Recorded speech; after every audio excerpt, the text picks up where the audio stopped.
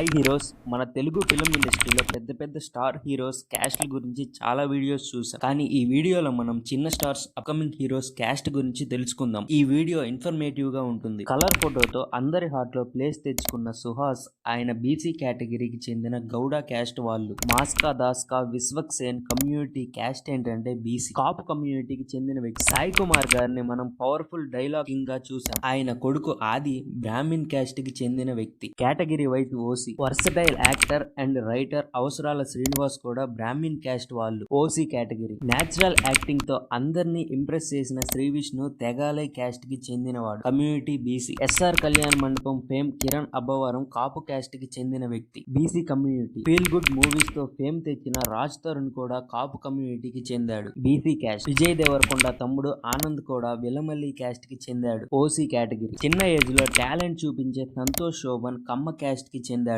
OC category. Recent గా హనుమాన్ మూవీతో black buster hit కొట్టిన తేజ సజ్జా కూడా కమ్మ క్యాస్ట్ వాళ్ళు.